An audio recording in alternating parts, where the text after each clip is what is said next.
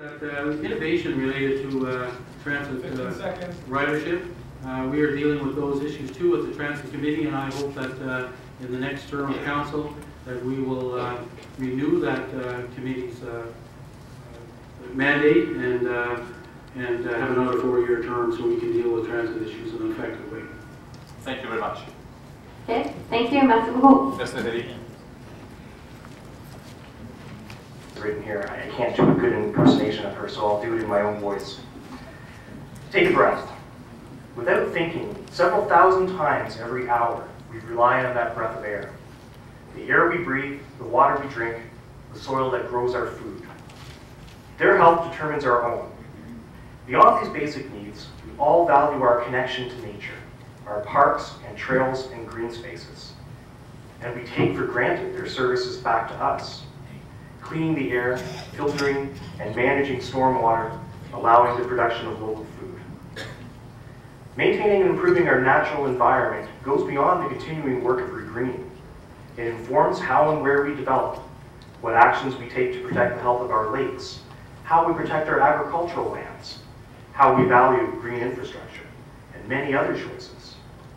Whatever choices we make, let's remember this. What we do to our environment, we do to ourselves, to our children, and to their children. Thank you, Steve. Stephen Butcher.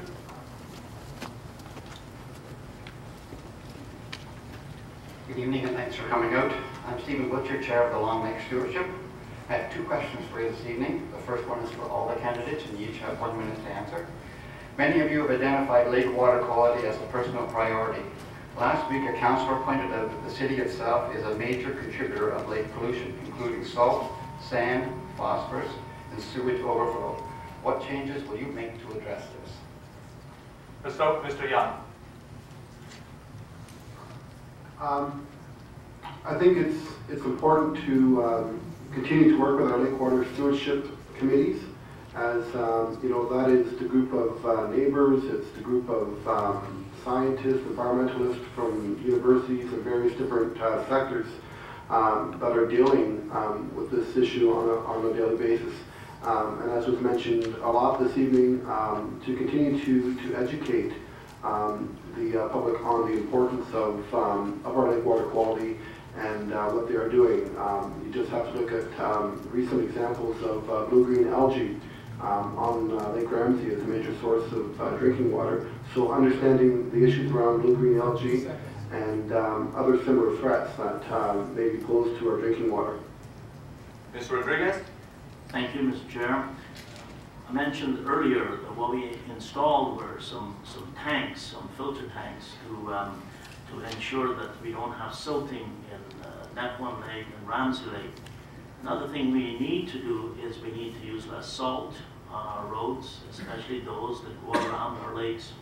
And I think education to the public, Fisheries and Oceans has done a good job to protect the shoreline, and we need to do more education with respect to citizens who want a nice pristine lawn and maybe using stuff on their lawns.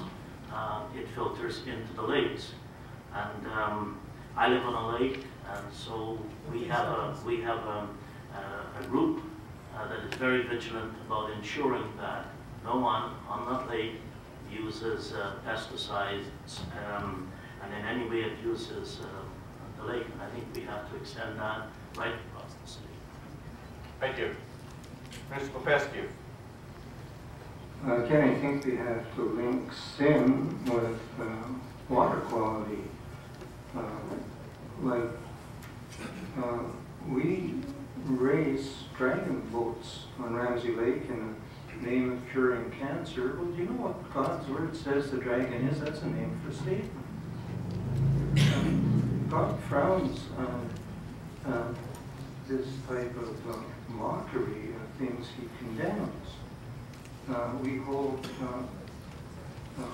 rock concerts that broadcast immorality and sexual permissiveness from the amphitheater across the waters of our lake, and then we wonder why there's some kind of algae growing or some other complicated problem. God promises these things.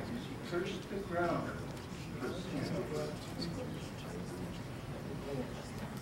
Thank you. Ms. McConaughey. Yeah, I'm sure it happened in Walkerton. And one of the reasons that happened was in the report, they said that the farmer that was involved was not at fault. He may not have been, but his cows were. When you get that kind of sewage, raw sewage, pouring into your water table, no matter how much chemicals you put in there, you're not removing the risk of E. coli. And when you look at the sewer systems in Sudbury, there is a very real risk that if you don't properly look after the sewage system, and at the same time, Sudbury had the opportunity, I read about this, I think it was last year, where there was a process where they could take sewage and put it into, transfer it into organic fertilizer and clear water. That's exactly the kind of technology we should be employing. Of course, there's going to be sensitivities to that, but it's a necessary thing. Just by removing some silt, that's what. Thank you. Mr. Callahan. Thank you very much for the question. Well, you know, when we talk about the contributing to the lake water problems and the solutions, I think it's important that we empower the groups, the volunteer groups that are involved in monitoring these and helping the city staff. And I put out a policy paper actually this week related to that. And essentially I made 4 recommendations in that particular document. And they came directly from a report that was presented to the policy committee of council.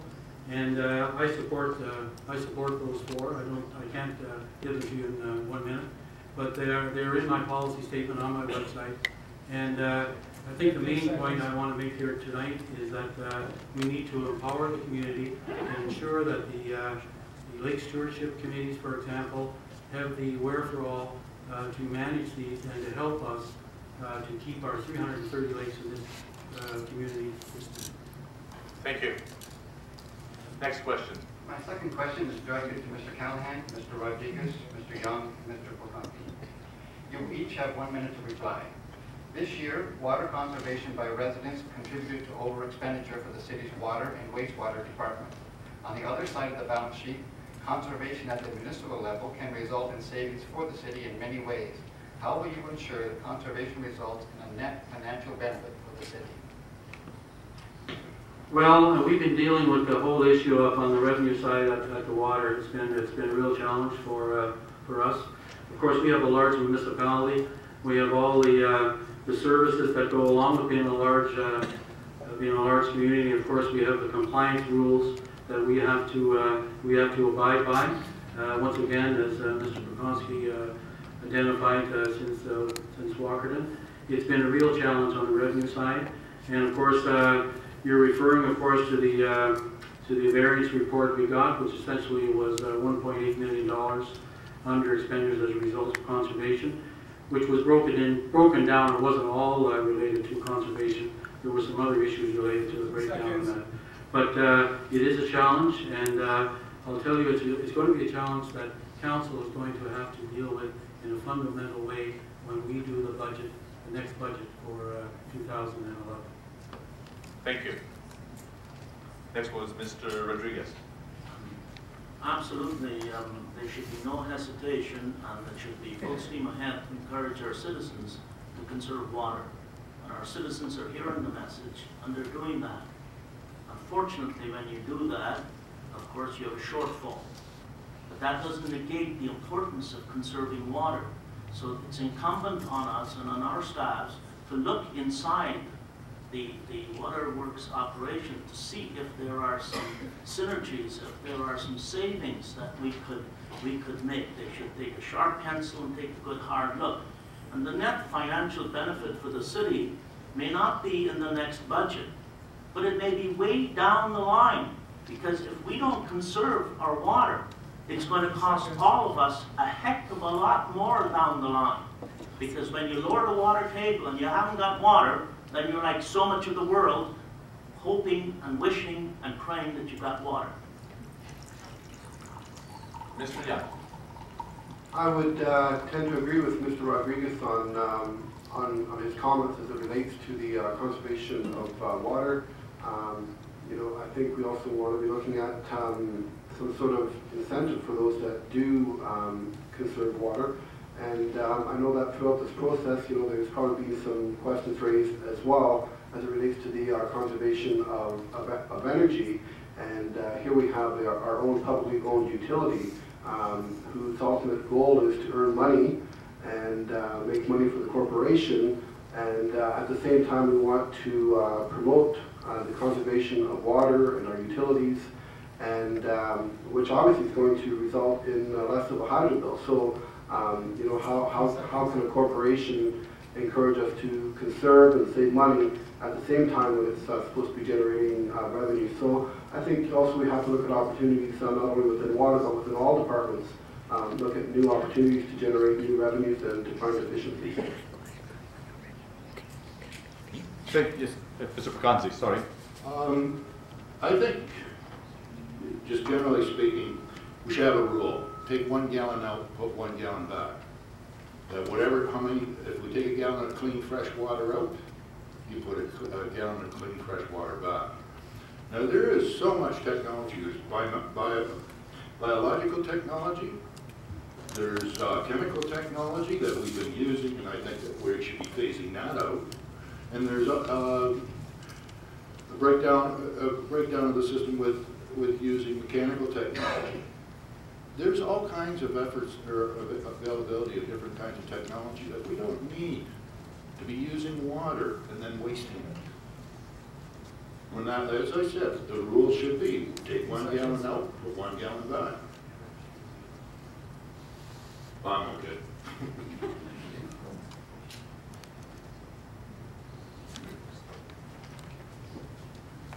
I call Megan Smith now with transparency and citizen engagement.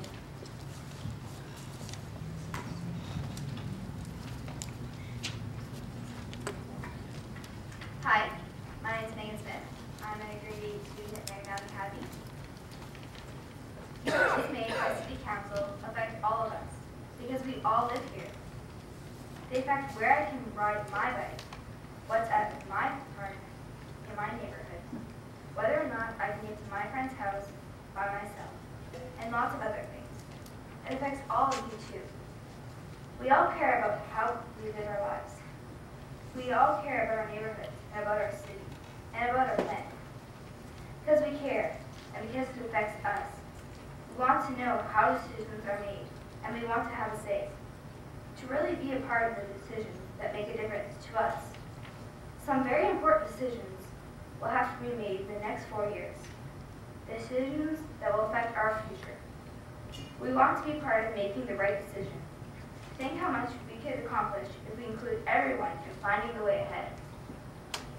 Thank you. Now call on Susie Taylor.